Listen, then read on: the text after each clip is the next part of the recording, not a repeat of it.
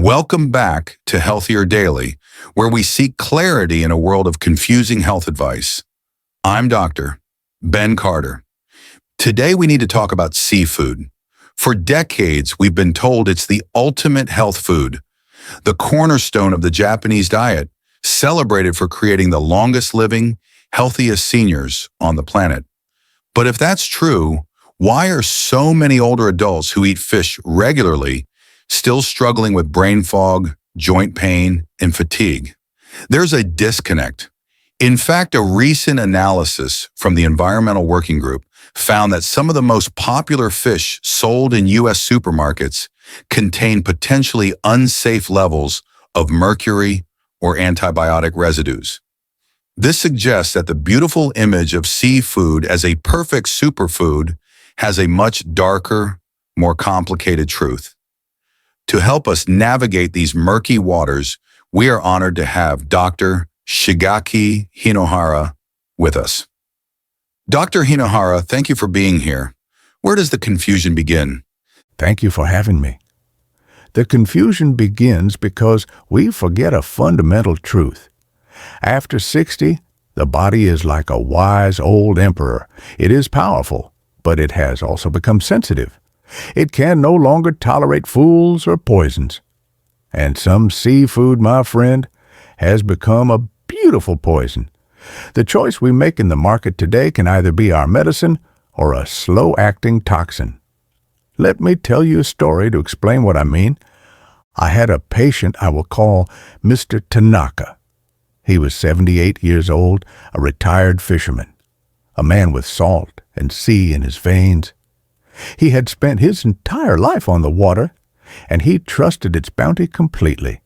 He believed the ocean was a source of pure strength. Now, in his retirement, he no longer went out on his boat, but he honored the sea by eating from it every day. His choice was canned tuna.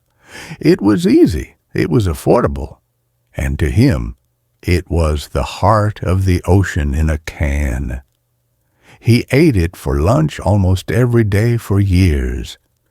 Then, things began to change. The hands that had expertly tied fishing nets for 60 years developed a slight, persistent tremor. The sharp mind that could once navigate coastlines by memory began to feel foggy, clouded. He would lose his train of thought mid-sentence. He felt a deep, unshakable fatigue that he blamed simply on getting old. But this was not the dignified slowing of age. This was a chemical confusion. When we finally ran tests, the answer was clear. His body had accumulated dangerously high levels of mercury. The very food he believed was his connection to a life of strength was, in fact, silently undermining his nervous system. His body, in its wisdom of age, could no longer filter out the toxins that a younger man might have tolerated. Mr. Tanaka's story teaches us a hard but vital lesson. Trusting a label on a can is not the same as trusting nature. After 60, our wisdom must guide our choices, not just our habits or what advertisers tell us. We must learn to see the difference between the food that heals and the product that harms. Mr. Tanaka's story is a sobering reminder that good intentions are not enough. We need wisdom. So let's get specific and empower our audience with that wisdom.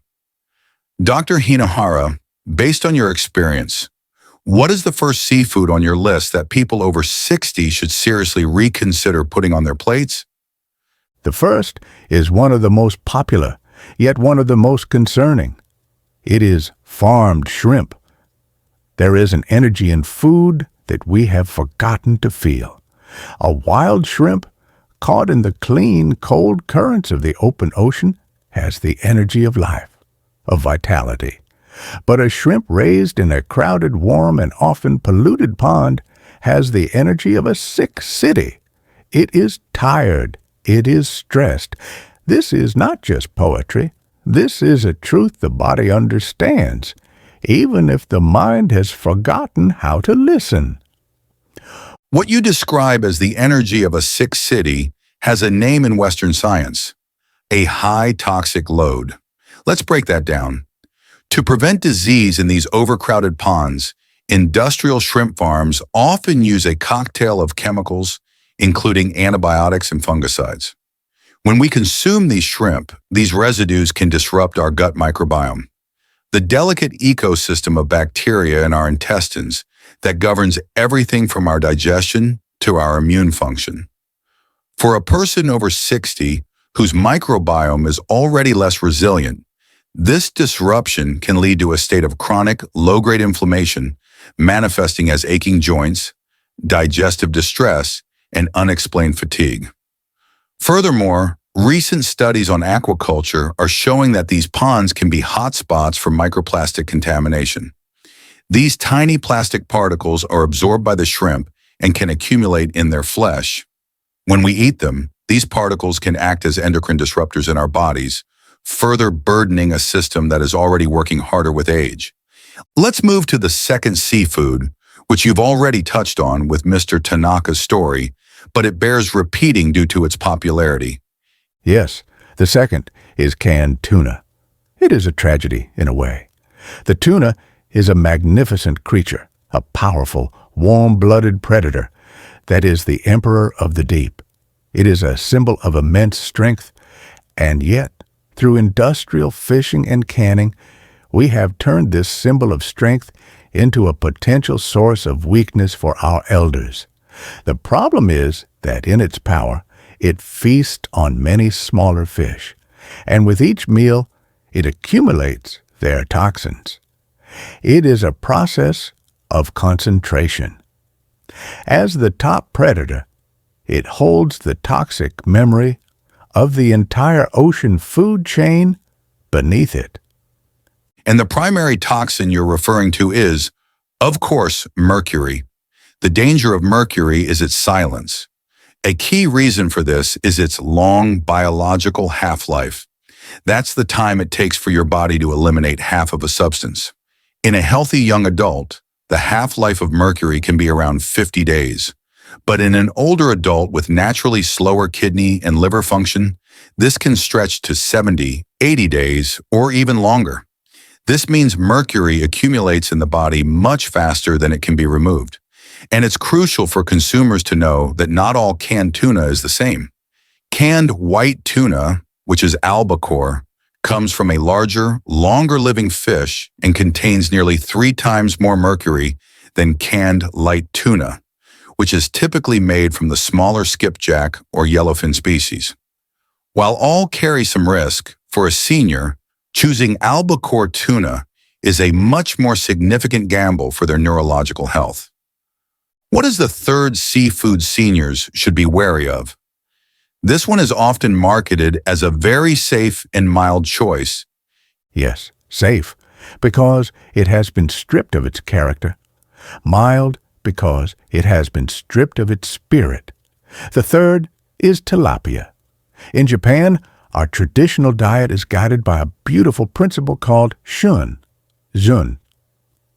This is the peak season of a food, the moment in the year when it is at its most flavorful and most nutritious. Eating in shun is eating in harmony with nature's rhythm. Tilapia has no shun. It is a fish born of human industry, not of the seasons. It can be produced year-round in a controlled pond. Because it exists outside of nature's rhythm, it cannot give our bodies the gift of that rhythm. It is a food with no story, no time, no place. What you so elegantly describe as a fish with no rhythm is reflected directly in its biochemical profile.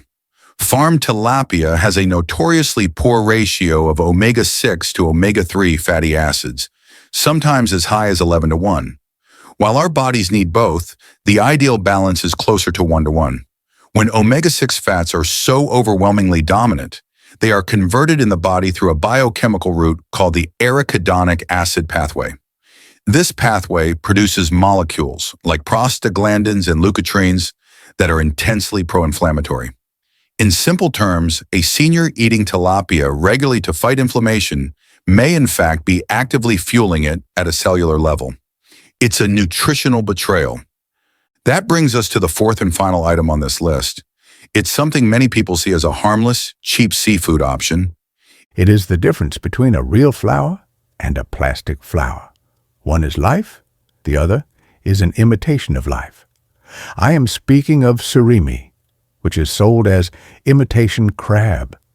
We must be very clear. This is not food. This is a food product. It is an invention of a factory, not a gift from the sea.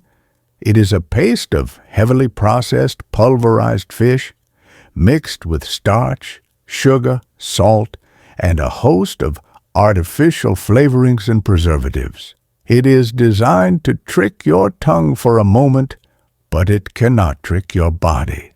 And the science behind why it can't trick the body is fascinating and disturbing. The combination of high-heat processing, starches, and added sugars in products like surimi creates harmful compounds called advanced glycation end products, or AGEs. These AGEs are like cellular vandals. They attach to proteins in our body, making them stiff, inflexible, and dysfunctional. This process contributes directly to the stiffening of arteries, the wrinkling of skin, and the clouding of the eye's lens. Essentially, when you consume these highly processed foods, you are consuming compounds that can accelerate the aging process on a molecular level. It is, as you said, not just empty of nutrition, it actively works against the body's vitality. That was a powerful and frankly unsettling breakdown of what to avoid. It's clear that navigating the grocery store requires more wisdom than we thought. But this show is about solutions, not just problems. So let's pivot to the positive, empowering part of our conversation. Dr. Hinohara, let's build the healing list for our audience. What is the first seafood you wholeheartedly recommend for someone over 60 who wants to protect their health? We will begin with the king of the healing fish, the noble wild-caught salmon. I must emphasize wild, not the pale, often listless salmon raised in a crowded pen, but the deep, vibrant red salmon that has the strength and vitality of the cold, clean ocean currents. This fish is not just a source of protein, it is a story of strength. In Japan, we believe in honoring its power through simple preparation. A small piece is often served for breakfast, grilled with just a touch of salt. We call this preparation shioyaki. This method allows the fish's own magnificent oils to be the star. It is a way of honoring the powerful life the creature lived, and in doing so, we receive its strength. And those magnificent oils are precisely where the incredible science lies. Wild salmon is one of the world's richest sources of the two most important omega-3 fatty acids, EPA and DHA. It's helpful for our audience to think of them as a specialist team for the body. DHA is the builder. It is a primary structural component of your brain and the retina of your eye. It literally builds the house. EPA, on the other hand, is the firefighter. Its main role is to produce powerful compounds called resolvins, which actively resolve and reduce inflammation throughout the body. A senior needs both DHA to maintain the physical structure of their brain and EPA to put out the inflammatory fires that can damage it. And there's more. That vibrant red color you mentioned comes from a unique and potent antioxidant called astaxanthin. It's produced by the algae and krill that salmon eat. Astaxanthin is remarkable because it has the ability to cross the blood-brain barrier, offering direct protection to our brain cells from the oxidative stress that is a key driver of cognitive decline. Now, from the king of fish, what is the second healing seafood on your list? This one is far more humble but no less powerful. Yes. From the king, we go to the forgotten treasure, the small but mighty sardine. In our modern culture, we are often obsessed with large, impressive things, and so we have overlooked the profound power of the small. The sardine is what I call a complete food. When we eat a sardine, We eat the flesh for its protein, the skin for its collagen, the organs for their nutrients, and most importantly, the soft edible bones for their minerals. It is a perfect lesson in humility and wholeness. Nothing is wasted, and everything nourishes. You mentioned the bones, and this is a critically important point for anyone over 60 concerned about bone density. Those tiny, edible bones are a fantastic source of natural, highly absorbable calcium. But here is the beautiful synergy of nature. Sardines are also one of the best food sources of vitamin D. These two nutrients are a perfect team. You can consume all the calcium you want, but without sufficient vitamin D, your body simply cannot absorb and utilize that calcium to strengthen your bones. Sardines provide the complete package for fighting osteoporosis in one small fish. And just as importantly, because sardines are small and low in the food chain, they don't have the chance to accumulate the high levels of mercury we see in large predators like tuna. This makes them one of the safest and cleanest fish anyone can eat regularly. What is the third seafood you recommend? You mentioned this one is a source of deep, sustained energy. Yes, this is wild-caught oily mackerel, which we call saba in Japan. It is not a light, delicate fish. It is a fish of deep, sustained strength. It provides the kind of energy that lasts for hours, unlike the quick, fleeting spark you might get from sugar or starch.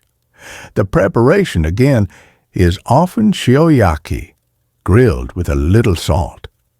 The high heat crisps the skin beautifully and melts the magnificent oils within, which are full of life. To honor the principle of balance, we often serve it with freshly grated daikon radish, which helps the body digest the richness. It is a perfect harmony of strength and balance. That sustained strength you describe can be explained scientifically by a remarkable nutrient found in abundance in mackerel, coenzyme Q10 or CoQ10. I want everyone listening to think of the mitochondria inside every one of their cells as tiny power plants. CoQ10 is the essential spark plug that allows these power plants to convert food into cellular energy, or ATP. As we age, our body's natural production of CoQ10 dramatically declines, which is a primary reason many people feel a deep sense of fatigue as they get older. Eating mackerel is like delivering a fresh supply of new spark plugs directly to your cells, helping to restore energy production at the most fundamental level of your biology. That is incredible. It brings us to our fourth and final healing seafood. You describe this one as a pure gift from the ocean. Indeed, if mackerel is strength, then the wild-caught scallop is purity. It is one of the cleanest, most gentle proteins from the sea. For an older body, whose digestive system may be more delicate, heavy or rich foods can sometimes be a burden. But the scallop offers high-quality nutrition without any strain. It is light, it is sweet, and it is soothing to the system. We prepare it very simply, lightly seared in a hot pan for just a moment on each side, or gently steamed with a drop of soy sauce. It is food as a gentle comfort. And that gentle comfort is packed with unique and targeted nutrition. Scallops are an excellent source of an amino acid called taurine, which is highly concentrated in the human brain, the retina of the eye, and heart muscle tissue. Research shows that taurine plays a key role in supporting cardiovascular health, stabilizing cell membranes against stress, and protecting the light-sensing cells in our eyes. Furthermore, scallops are rich in vital trace minerals that are often deficient in modern diets. They provide zinc, which is crucial for a healthy immune response, and selenium, which is a powerful antioxidant that works with vitamin E to protect our cells from free radical damage. So it is, as you say, a truly gentle but scientifically powerful form of nourishment. Dr. Hinahara, thank you. You have taken us from a place of confusion and fear to one of clarity and empowerment. We started with 4 seafoods that can quietly harm the body, and you've given us 4 that can actively heal it. For our audience who might feel overwhelmed with all this information, it seems your wisdom can be distilled into a few simple principles for choosing seafood wisely at the grocery store. It sounds like the rules are: choose wild over farmed, choose smaller fish over large predators, and as you've so beautifully taught us, choose with the rhythm of nature, not the convenience of industry. Yes, that is the essence of it. It is not about memorizing long lists of good and bad. It is about returning to a way of thinking. The modern world offers us endless choices, and this can feel like freedom. But it can also be a trap. It makes us forget to ask the most important questions. Where did this food come from? How did it live? What energy does it carry? Your body at 60 is no longer a young warrior that can withstand any battle and eat anything without consequence. It has become a wise emperor, or perhaps a delicate garden that requires tender care and thoughtful cultivation. A wise gardener does not force things to grow out of season. He does not use harsh chemicals.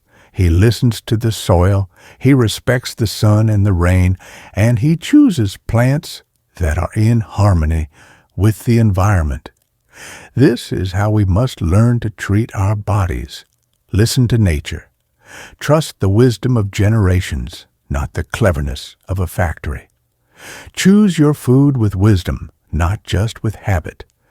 This is the path to a long life that is not just free of sickness, but full of vitality.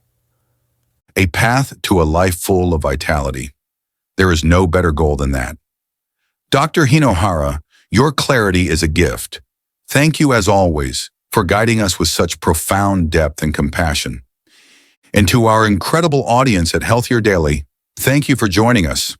We hope this conversation helps you walk through the supermarket with new eyes and a renewed sense of confidence in your own choices. If this episode has brought some clarity to your plate, please like this video to help other people find this important information, and be sure to subscribe for more conversations that honor both science and wisdom. And we would love to hear from you. In the comments below, please tell us, which one of these healing seafoods are you inspired to add to your meals this week? I'm Dr. Ben Carter. Eat with wisdom, be well, and we'll see you next time.